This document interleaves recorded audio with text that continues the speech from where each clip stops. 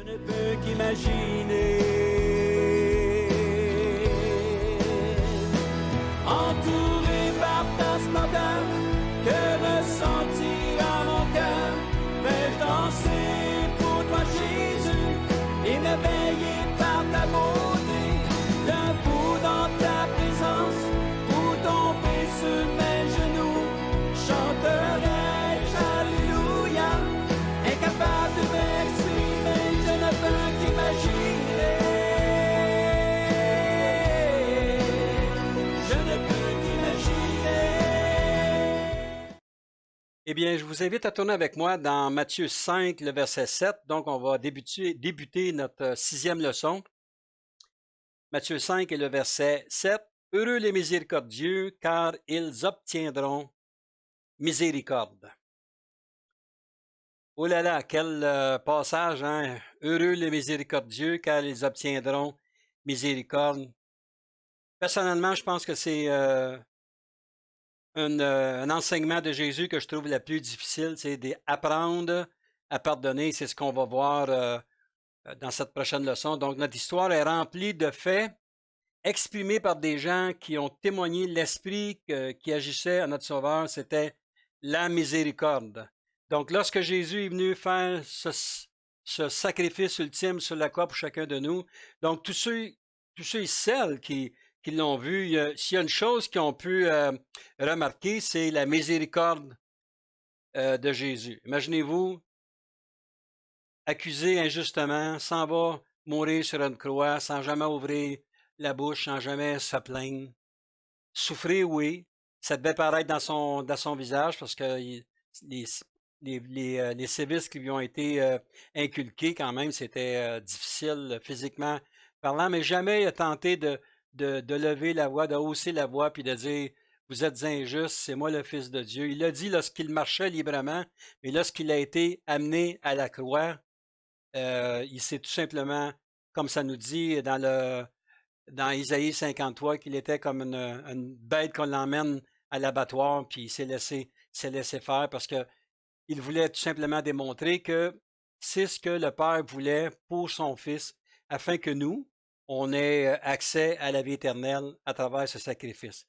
Mais quelle leçon il nous enseigne? Donc, sans la miséricorde, l'histoire de la famille de Dieu aurait été entachée et même écourtée.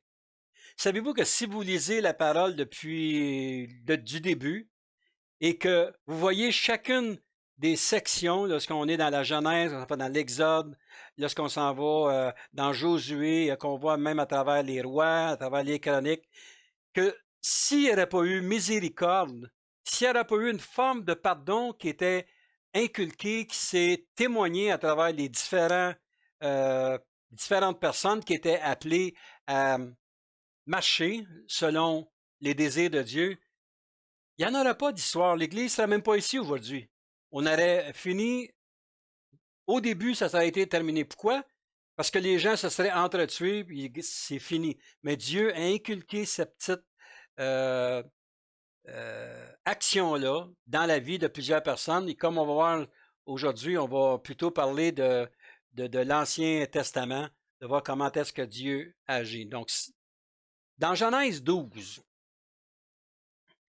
c'est des passages que vous avez déjà entendus. C'est certain que je ne vous amène pas nécessairement des nouveaux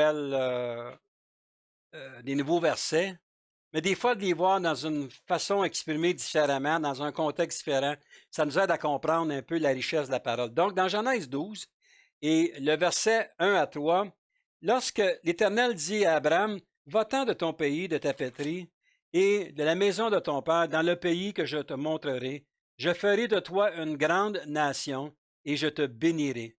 Je rendrai ton nom grand, et tu seras une source de bénédiction. Je bénirai ceux qui te béniront, et je maudirai ceux qui te maudiront. » Donc, Dieu promet à la descendance d'Abraham ici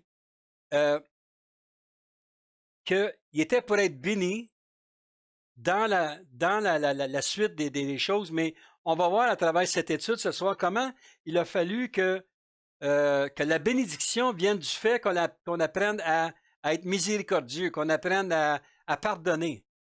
Beaucoup de gens s'abauvrissent de nos jours parce qu'ils en veulent tellement à leurs frères, leurs sœurs ou les gens qui les entourent qu'il n'y a pas de place pour la bénédiction à travers cela.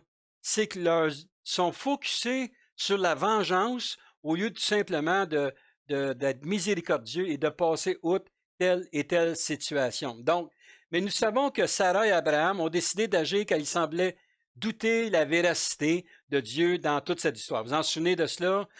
Dans Genèse 16, le verset 1 à 15, ça nous parle de la naissance d'Ismaël. Donc, à travers cette bénédiction-là, on a vu que Dieu les avait promis, mais eux n'ont pas été capables d'attendre. Ils ont dit, regarde, tu vois bien que tu n'es pas en mesure de me faire un enfant, puis je ne suis pas en mesure de te porter un enfant. Donc, va vers ma servante et on va se faire justice. Donc, on connaît l'histoire d'Ismaël, comment cet enfant-là est venu au monde et qu'il est tombé immédiatement dans une confrontation entre l'enfant de la bénédiction contre l'enfant qui n'était pas de la bénédiction. Donc, ça se rapporte aussi un peu à la Genèse 27. On voit dans Genèse 27, je vous saute quelques passages exactement pour nous aider à comprendre. On voit ici comment dans Genèse 27, comment Jacob, lui, vole le doigt d'aînesse à son frère Ésaü. Donc, il a volé. Donc, Dieu pourtant avait promis une bénédiction. Et cette bénédiction, tu n'avais rien à faire, il l'a promis. C'est comme si Dieu dit, tu n'as rien à faire, laisse-toi bénir et je vais te bénir. Et en fin de compte, aujourd'hui, on n'a pas rien à faire pour recevoir la bénédiction de Dieu parce qu'il veut nous bénir. Donc, comme je donnais dans dans l'autre enseignement auparavant, je disais que c'est important de bâtir cette faim et cette soif de suivre Dieu, de comprendre qui il est, de voir ce qu'il veut qu'on accomplisse. Mais par-dessus ça, il va nous bénir d'une manière ou d'une autre. Il ne nous tiendra pas à l'écart. Et on voit qu'à la suite de cette naissance-là, qu'il y a eu dissension qui s'est installée dans la famille, dans la descendance de Dieu, d'Abraham, et on connaît l'histoire de Joseph. Donc, dans Genèse 39, vous pouvez aller ce passage-là, l'histoire de Joseph. Donc, Joseph, c'était quelqu'un qui a été, Dieu lui a apparu, Dieu lui a dit qu'il était quelqu'un qui était pour sauver son peuple, et on connaît toute l'histoire de Joseph, comment il a été, sauvagement abandonné dans une citerne. Et lorsqu'il a passé près de la mort, lorsqu'il a été amené dans le château fort de Potiphar, et comment il a été trahi par la femme de Potiphar, dans le fond, pour des choses qu'il n'avait même pas commis, qui s'est ramassé en prison. Et soudainement, Dieu, c'est pas qu'il l'avait oublié, c'est que Dieu a commencé à placer en réalité dans le peuple de Dieu la bénédiction qu'il avait promis à Abraham. Il dit, je vais vous bénir. Si Dieu ne va pas donner son plan, mais Joseph ne se serait jamais rendu où il était rendu là. Donc, possiblement que dans son temps d'emprisonnement, il était offusqué de ce qui se passait. Il ne devait certainement pas comprendre, surtout pas quand tu as 17-18 ans et que ça t'arrive, tu te demandes pourquoi telle et telle situation. Mais vous voyez un petit peu ce qui s'est passé à travers cela, c'est qu'il a tout simplement décidé de pardonner, de passer par ces choses-là. Donc, si on regarde dans Genèse 50, la conclusion que vous connaissez, et c'est là-dessus ce soir qu'on va, si vous voulez, étudier. Donc, Genèse 50, le verset 15 à 20. Quand les frères de Joseph virent que leur père était mort, ils dirent, si Joseph nous prenait en haine et nous rendait tout le mal que nous lui avons fait, ils firent dire à Joseph, ton père a donné cet ordre avant de mourir. Vous parlerez ainsi à Joseph, oh, pardonne le crime de tes frères et leurs péchés, car ils t'ont fait du mal. Pardonne maintenant le péché des serviteurs de Dieu, de ton père. Joseph pleura en entendant ces paroles. Donc, au verset 18, ses frères vinrent eux-mêmes se prosterner devant lui. Et ils dirent, nous sommes tes serviteurs. Joseph leur dit, soyez sans crainte, car suis-je à la place de Dieu? Vous aviez médité de me faire du mal. Dieu l'a changé en bien pour accomplir ce qui arrive aujourd'hui, pour sauver la vie à un peuple nombreux. Quelle était, d'après vous, la bénédiction de Joseph? Est-ce que c'était le fait qu'il était la deuxième personne la plus élevée en Égypte, qu'il possédait toute la richesse, qu'il possédait tout le grain, qu'il manquait, il y avait des serviteurs, des servantes qui travaillaient pour lui? Non. La bénédiction de Joseph, c'était que 13, 14, 15 ans plus tard, c'est il a revu sa famille. Son père était mort, mais il a revu ses frères, il a pu se réconcilier avec eux. Ça, c'était une bénédiction. Vous savez, on peut s'amasser les richesses que l'on veut, on peut faire tout pour vivre une vie indépendante, si on peut s'exprimer comme cela, mais lorsqu'on perd l'amour, lorsqu'on perd la relation des gens qui sont autour de nous, c'est très difficile. Mais dans son cas ici, parce que Joseph a appris, Joseph a certainement, lui-ci, eu soif de Dieu, il a fait ce qu'il avait à faire sans jamais se plaindre, mais à la fin, Dieu le bénit, il dit, garde, là ta famille devant toi, tes frères, donc, quelle bénédiction. Donc, le secret de l'unité est sans aucun doute la miséricorde. Vous voulez que l'Église avance, vous voulez que la famille avance, c'est important de se pardonner mutuellement les uns les autres.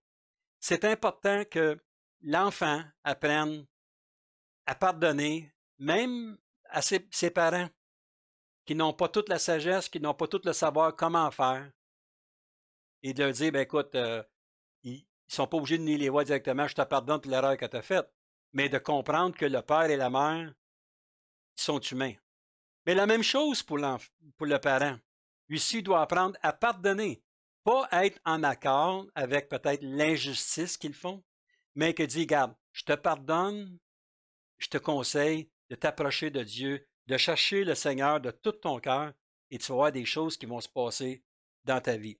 Moi, personnellement, je crois que le grand rassemblement dans la chambre haute qui amena l'effusion du Saint-Esprit, vous vous en souvenez dans Actes au 2e chapitre, mais il a fallu qu'il y ait un temps de repentir.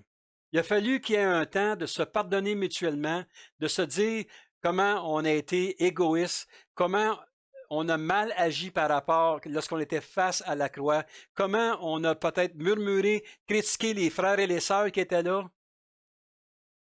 Et Pierre était dans la chambre haute, Pierre qui avait renié le Seigneur, et les gens l'ont accepté, les gens se sont mis en unité pour se pardonner mutuellement, et on sait quoi? On sait que le Saint-Esprit est descendu, mais plus que ça, c'est l'action que ça l'a produit. Pierre a commencé à prêcher, Pierre fut un des plus éloquents dans sa prédication. Il y a des milliers de personnes qui sont venues à la connaissance du Seigneur. Pourquoi? Parce que Pierre, tout simplement, avait cette liberté d'être capable de prêcher le Seigneur. Premièrement, il savait qu'il était pardonné par son Sauveur. Et deuxièmement, il savait qu'il était pardonné par les frères et les sœurs et que tout le monde ensemble, ce qu'il faisait, c'était uni dans un même esprit, sans contredit, sans avoir une petite rancune, sans avoir une petite haine, tout simplement se laisser purifier de tout ce qui peut nuire à l'autre, parce qu'on ne l'aime pas ou on refuse de le pardonner, mais qu'on se voit d'une façon que nous aussi, on n'est pas parfait et qu'on devient miséricordieux. Mais ça, la seule façon, frères et sœurs, d'être miséricordieux, c'est lorsque on s'appuie sur le Seigneur. Parce que, humainement parlant, moi et vous autres, on n'est pas plus capable d'être miséricordieux. Mais lorsqu'on regarde le sacrifice que le Seigneur a fait pour chacun de nous, je pense qu'il y a des solutions à notre conduite et qu'on se laisse transformer. Donc, l'effusion du Saint-Esprit sur une grande échelle fut le résultat de la miséricorde de Dieu pour ses enfants. Donc, 3 points que j'aimerais toucher. Premièrement, qu'est-ce que la miséricorde? La miséricorde, c'est l'amour qui est donné aux autres quand ce n'est pas mérité. Je vais le répéter, c'est l'amour que l'on donne aux autres quand ce n'est pas mérité. Lorsqu'on est miséricordieux, lorsqu'on pardonne à quelqu'un pour ce qu'il nous a fait, puis souvent, il continue encore à le faire. Quand tu demandes, quand tu dis « Je te fais miséricorde », c'est-à-dire que tu passes outre ce qu'il peut dire, ce qu'il peut faire, la façon qu'il va agir avec toi, c'est que c'est comme si tu mettrais un baume sur son accusation, sur ses mensonges, ou peu importe la situation, et que toi, ce que tu fais, c'est que en faisant ça, automatiquement, la présence de Dieu vient en dedans de toi et empêche ces fléchettes-là de venir te toucher. Mais la seule chose qui ressort pour les gens, le témoignage que tu donnes, c'est que je lui pardonne. Ça, c'est être miséricordieux. C'est le pardon donné aux autres quand ce n'est pas mérité. Le pardon donné aux autres. Il y a des situations qu'on a tous vécues, des choses qui ont été peut-être dites ou qui sont graves, mais tout simplement, comme je disais tantôt, on les pardonne. Même si ce n'est pas mérité, on le pardonne. Donner un exemple, ça peut être un adultère. L'adultère, c'est quelque chose de grave selon la Bible, mais l'adultère, on est capable de passer par-dessus cela. On peut simplement que ce soit l'homme qui commette l'adultère ou la femme qui commette l'adultère. Ça, c'est certainement que ça brise les liens, c'est certainement que ça fait mal. Mais lorsqu'on est capable de passer par-dessus cette blessure-là, de dire « OK, j'admets que tu as commis un péché, j'admets que tu as fait une faute, je te pardonne. » Donc, lorsqu'on pardonne, automatiquement, Dieu, dans sa grande miséricorde, ce qu'il fait, c'est comme s'il va nous reprogrammer à être changé. C'est-à-dire que la personne avec qui on fait affaire, c'est qu'on change. On ne le voit pas de même œil. On le voit comme une personne que Dieu a pardonné. Dieu va pardonner à quelqu'un, mais nous aussi, il faut pardonner aux gens. Si on a Dieu qui vient dans nous, si on ne pardonne pas aux autres, la parole le dit très clairement, on n'appartient pas à Dieu. Donc, le pardon, la miséricorde, c'est quelque chose qu'il faut être sensible. Je n'essaie pas de dire qu'il faut être léger d'une façon que tu vas pardonner la même personne pour 50 fois la même chose. C'est pas ça que je veux dire, mais une erreur, un péché dans la vie peut subvenir, mais humainement parlant, qu'est-ce que le Seigneur nous demande de faire? C'est de le pardonner, c'est d'être miséricordieux, afin que son âme, à celui qui puisse se repentir et qu'il puisse venir à la connaissance du Seigneur, changer, puis que lui aussi ait accès au ciel pour l'éternité. Vous voyez, c'est grand de conséquences lorsque le Seigneur nous enseigne, justement, nous donne des béatitudes. Lorsqu'il a donné ces béatitudes-là, c'était le tout premier message qu'il donnait. Donc, c'était la base même du message. C'était que vous avez beau lire tous mes écrits, vous avez besoin de tout, même vous avez besoin, vous connaissez tout, mais si en premier lieu, vous ne comprenez pas ce que je vous donne dans mon sermon sur les béatitudes, mais vous n'avez rien compris.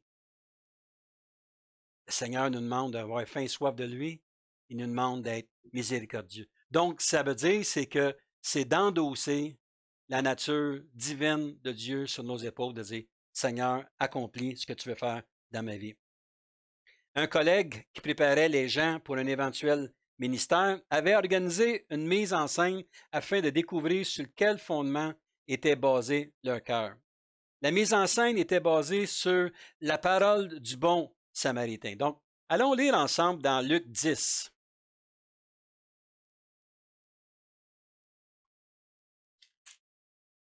Luc 10 et le verset 25 à 37. Luc 10, 25 à 37. Un docteur de la loi se leva et dit à Jésus, pour l'éprouver, « Maître, que dois-je faire pour hériter la vie éternelle? » Jésus lui dit, « Qu'est-il écrit dans la loi? Qui lis-tu? » Il répondit, « Tu aimeras le Seigneur ton Dieu de tout ton cœur, de toute ton âme, de toute ta force et de toute ta pensée, et ton prochain comme toi-même. » « Tu as bien répondu, lui dit Jésus. Fais cela et tu vivras. » Au verset 29, mais lui, voulant se justifier, dit à Jésus, « Et qui est mon prochain? » Jésus reprit la parole et dit, « Un homme descendait de Jérusalem, Jéricho, il tomba au milieu des brigands, qui le dépouillèrent, le chargèrent de coups, et s'en allèrent, le laissant demi-mort. Un sacrificateur qui par hasard descendait par le même chemin, ayant vu cet homme, passa outre. Un Lévite qui arriva aussi dans ce lieu, l'ayant vu, passa outre. Mais un Samaritain qui voyageait étant venu là, fut ému de compassion lorsqu'il le vit. Il s'approcha et banda ses plaies en y versant de l'huile et du vin, mais il le mit sur sa propre monture, le conduisit à une hôtellerie et prit soin de lui. Le lendemain, il tira 2 deniers, il donna à l'autre et dit, aie soin de lui, et ce que tu dépenseras de plus, je te le rendrai à mon retour. Lequel des 3 pensez semble avoir été le prochain de celui qui était tombé au milieu des brigands? C'est celui qui a exercé la miséricorde envers lui, répondit le docteur de la loi, et Jésus lui dit, va, et toi, fais de même. Qu'est-ce qui est remarquant là-dedans? C'est qu'il y a eu 3 personnes ont passé. Premièrement, il y avait un sacrificateur. Qu'est-ce que c'est un sacrificateur? Un sacrificateur, c'est quelqu'un qui annonce les vertus de Dieu. C'est quelqu'un qui, en principe, est supposé d'être près de Dieu. Donc, il aurait dû justement se laisser aller vers cette personne, de dire, qu'est-ce qu'il y a? Qu'est-ce que je peux faire pour t'aider? La parole nous dit, il a passé outre. Ensuite de ça, il y a eu quoi? Un Lévite. Un Lévite, c'est qui? C'est quelqu'un qui était dans la maison de Dieu, qui dirigeait la louange. C'est quelqu'un qui était impliqué au ministère. Et lui, est-ce qu'il a vu cette personne-là? A passé outre. Mais le Samaritain, c'est quelqu'un qui était même pas, c'était même pas quelqu'un qu'on pouvait visiter, c'est la moindre des personnes. Mais lui était la moindre des personnes. Lorsqu'il a vu cette personne-là qui souffrait, il est avancé, est-ce qu'il y a quelque chose que je peux faire? Et puis il l'a embarqué sur sa monture, il l'a emmené à l'hôtellerie, il l'a laissé là, il a laissé de l'argent afin qu'il paie ses besoins. Puis il a même dit, si ça te coûte plus cher, mais que je repasse, tu me le diras, je vais te payer. Ça nous montre quoi, ça, dans cette chose-là? Ça nous démontre que, est-ce que ça se peut qu'il y a des gens qui ne connaissent pas le Seigneur, qui sont plus miséricordieux que des gens qui connaissent le Seigneur? Est-ce que ça se peut que quelqu'un qui se dit enfant de Dieu, qui prêche à droite et à gauche, et lorsqu'il voit quelqu'un là, ah ben écoute, lui est sur le bien-être social, lui, il n'a pas besoin de nous autres, puis il passe outre. Mais il y a des gens qu'on voit tous les jours. Les gens, c'est pas ça qui sauve, frères et sœurs. Je n'essaie pas de dire que c'est ça qui sauve, mais moi, je suis convaincu que s'il y a des gens qui agissent de telle et telle façon par rapport à des gens qui souffrent, qui ont le cœur sur la main, et puis qui vont devant les gens, mais c'est des gens qui sont miséricordieux. C'est des gens qui ont pitié des gens, c'est des gens qui veulent aider. Donc, le résultat fut que la moitié des candidats ont ignoré la personne qui, en l'occurrence, qui était sauf le Samaritain. Sommes-nous supérieurs aux Lévites ou aux sacrificateurs?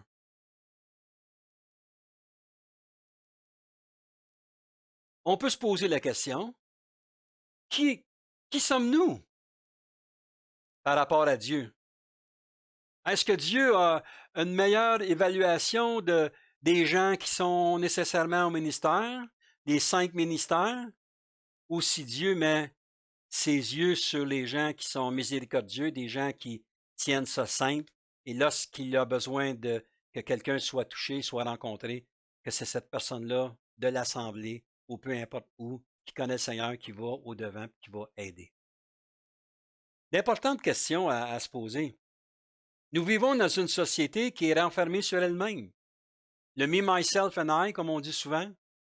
Des gens qui ignorent ce que les autres pensent. Des gens qui veulent rien savoir. Ah, écoute, avant quand tu as trouvé un job, c'est facile à le dire. C'est vrai qu'il y a des gens qui abusent.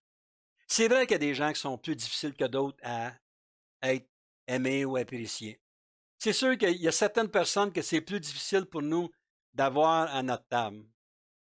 Mais, frères et sœurs, l'important, c'est que si on n'est pas capable, nous, d'aller vers ces gens-là, pourquoi qu'on ne prendrait pas un petit peu de ce que nous avons dans nos poches, qu'on puisse le donner à une œuvre qualificative, eux, à Allah? Ça peut être une forme de miséricorde aussi. C'est-à-dire, j'ai pitié de ces gens-là.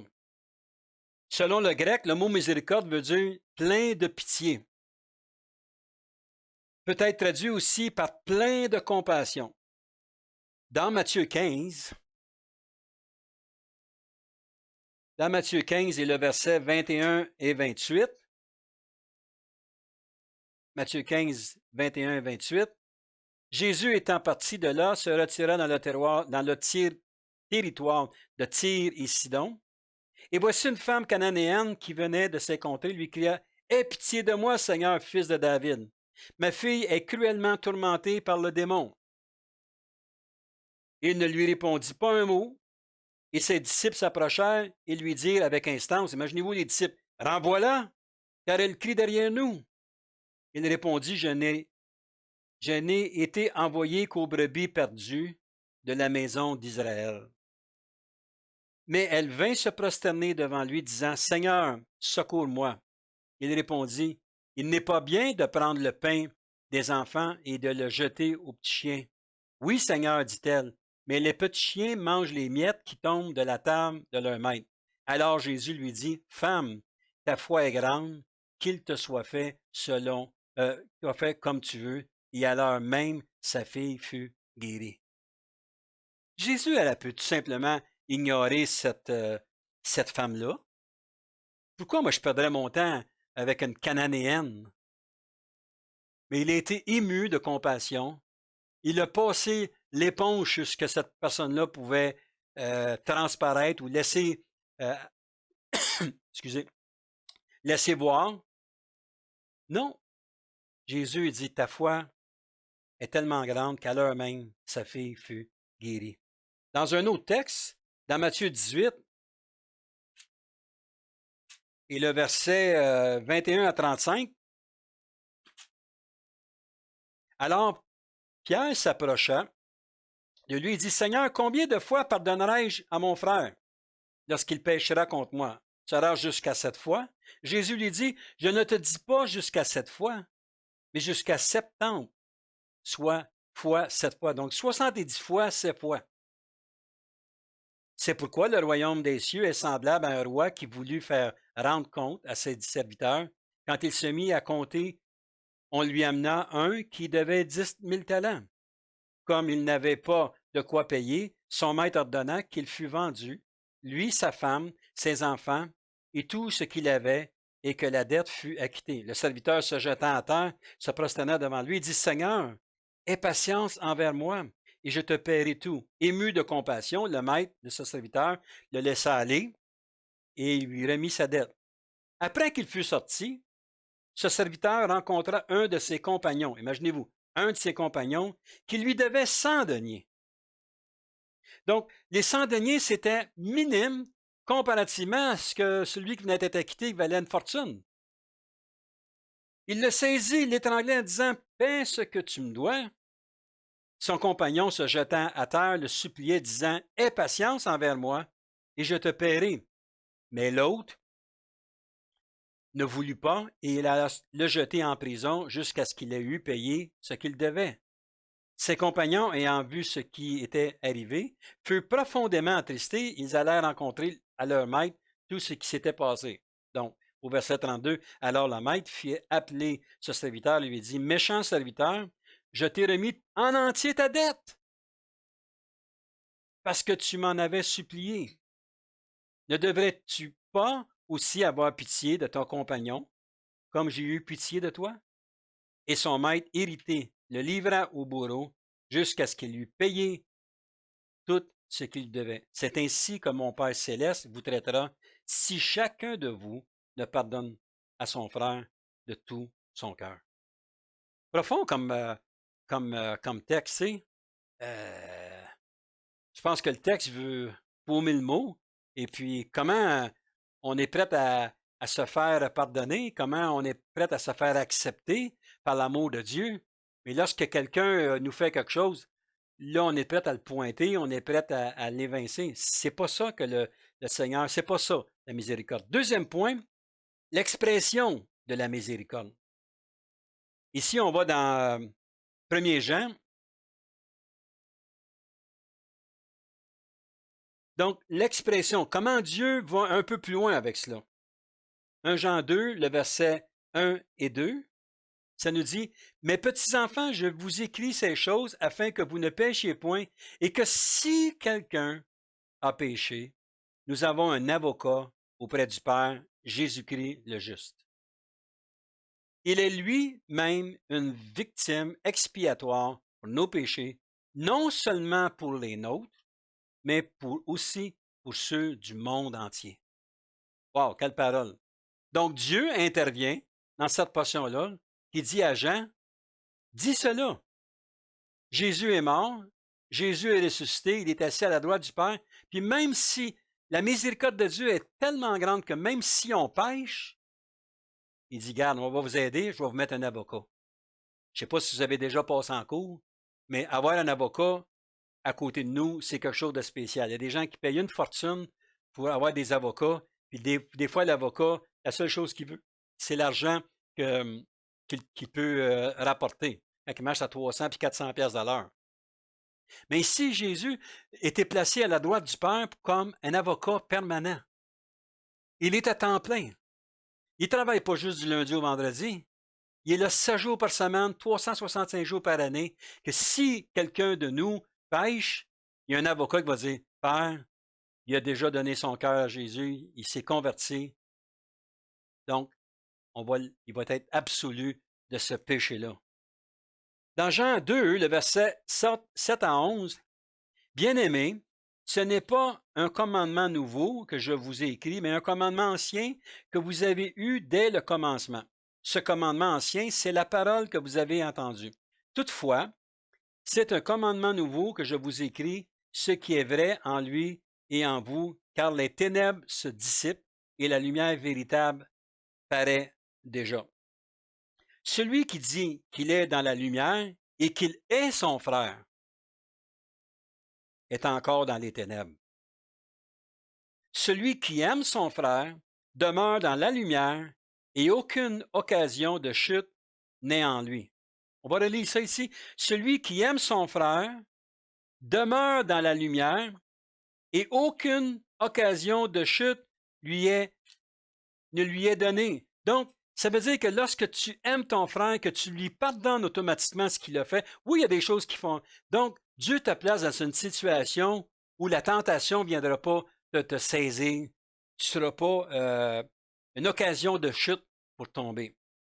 Au verset 11, « Mais celui qui est son frère est dans les ténèbres, il marche dans les ténèbres, il ne sait où il va, parce que les ténèbres ont aveuglé ses yeux. » Donc, au verset 12, « Je vous écris, petits-enfants, parce que vos péchés vous ont été pardonnés à cause de son nom. » Donc, vous pouvez lire la balance du passage. Donc, vous voyez comment est-ce que Dieu est direct par rapport à qu'on doit être miséricordieux, qu'on doit pardonner, qu'on doit pas dire non à l'erreur, mais d'être conciliant, d'être miséricordieux par rapport à une erreur qu'une personne peut faire ou commettre. On peut tous faire des erreurs, on peut tous faire des péchés, mais lorsqu'on est miséricordieux, c'est que si la personne vient avec un cœur repentant, mais qu'on ait au moins l'amour de Dieu, de l'accepter, de dire, garde. Je me souviens un jour, lorsque j'étais dans une église, puis pour toutes sortes de raisons, il a fallu que je parte de cette église-là, donc je n'avais pas été là tellement long. Et il y a des gens qui m'ont renié, il y a des gens qui disaient que ça n'avait pas de sens. Non, c'était pas de Dieu ce que je faisais. Et ces gens-là sont venus me rencontrer une quinzaine d'années plus tard, venir me demander pardon. Mais savez-vous, j'aurais pu prendre mon doigt et dire les écraser, dire non. J'ai dit, écoutez. Puis les gens pleuraient, j'ai dit, moi je vous pardonne ce que vous avez fait, j'ai oublié ça, mais maintenant on passe sur une nouvelle page, puis on avance. Et savez-vous ce qui s'est passé? C'est que l'Église a eu un réveil. L'Église a commencé à augmenter en nombre. Pourquoi? Mais parce que je n'ai pas continué à alimenter cette animosité-là que des fois elle peut exister entre un berger, un frère, une sœur ou une situation quelconque.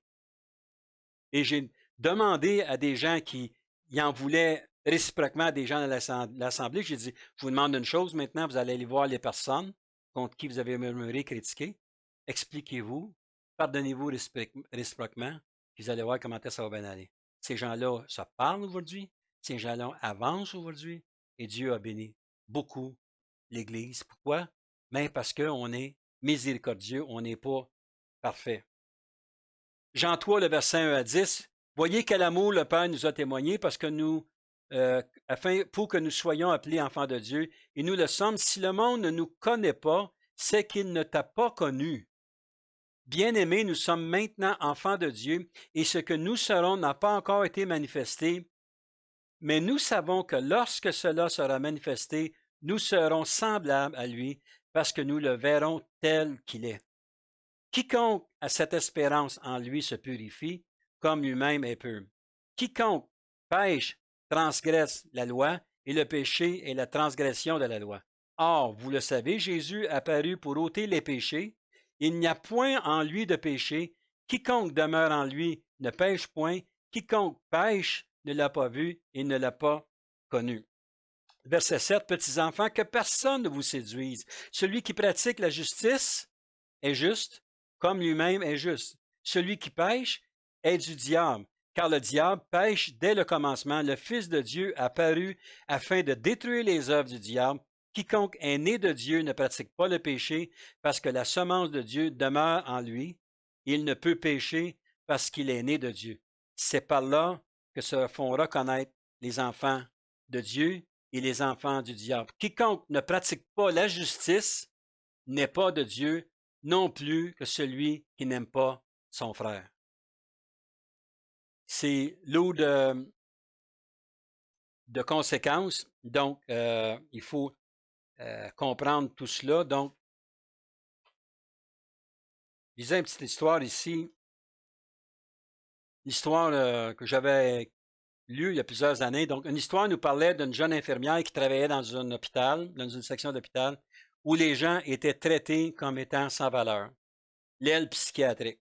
Un jour, elle entra une journée de fête et décida d'agir de façon plus humaine. Au cœur de la journée, elle s'aperçut qu'une jeune fille était assise dans un coin dans son fauteuil et qu'elle se berçait et qu'elle versait des larmes.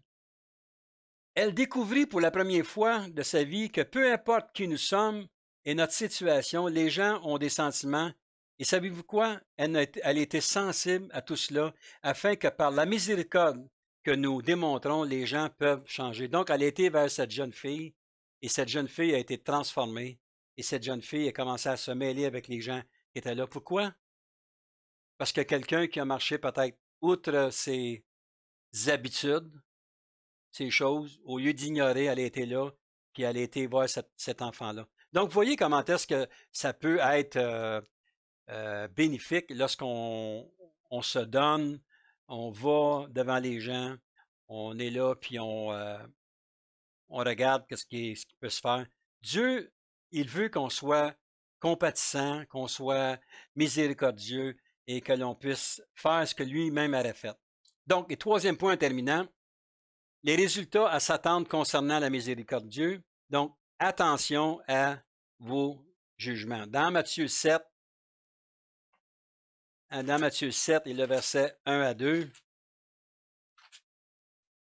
ne jugez point afin que vous ne soyez point jugés, car on vous jugera du jugement dont vous jugez, et l'on vous mesurera avec la mesure dont vous mesurerez.